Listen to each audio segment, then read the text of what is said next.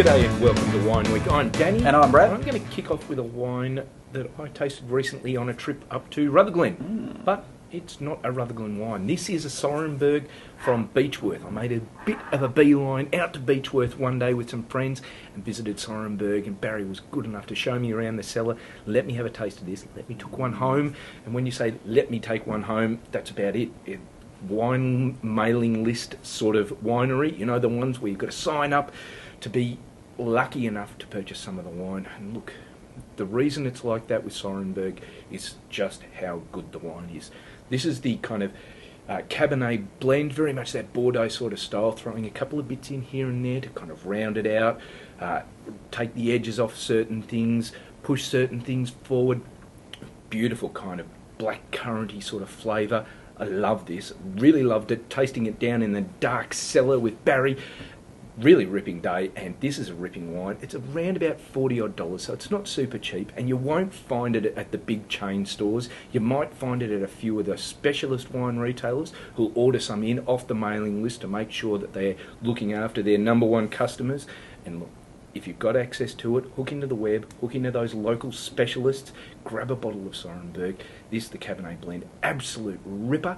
Years in the cellar, or now, that one you need to have a look at. Yeah, look, Sorrenberg in great form. And look, one of the other wines that Sorrenberg do well is Gamay, a straight Gamay. And there aren't too many wineries around that do them. And one of the other ones that did is Roundstone. Now, there's a little bit of a sad tinge on this story, and this is the fact that this is a Roundstone Gamay. Roundstone were unfortunately one of the wineries hit possibly the hardest by the bushfires that ran through Victoria earlier this year, down here in just north of Melbourne. And look, they were devastated by it, but these were guys turning out this nice little Gamay year after year. Not a huge winery, not huge production, but really good quality wines year after year.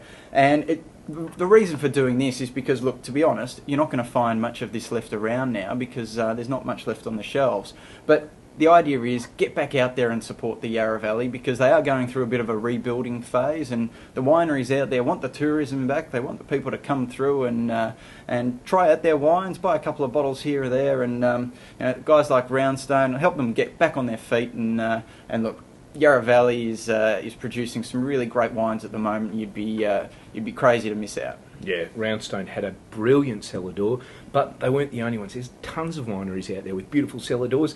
And this weekend, Shedfest out in the Yarra Valley. So you could go out there, visit a bunch of those wineries with beautiful cellar doors, taste some brilliant wine, and help the region get back on its feet. Buy a pie at the local bakery while you're out there. Buy a paper.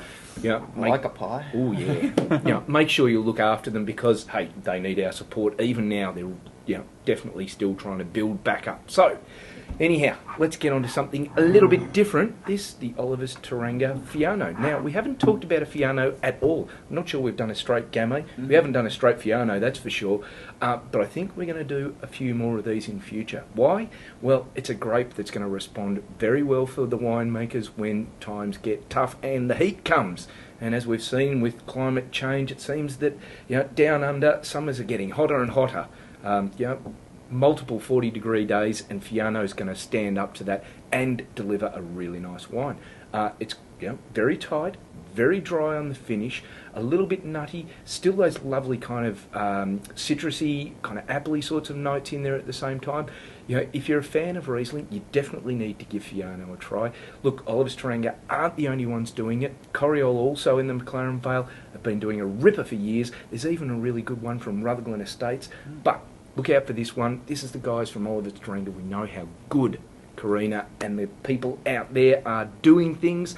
The Fiano, look out for that one. Yeah, and you will see more of these alternative varieties on the shelf, so don't be scared. Just if one night, just see something. I've never had that before. Pick up a bottle, and a Fiano might be your thing. Yep, and if you work out something that we haven't seen before and you love it, send us a line, drop us a note, let us know what we haven't gotten hold of yet. So anyhow, that's it for this week on Wine Week. We'll see you all again next week. See you next week.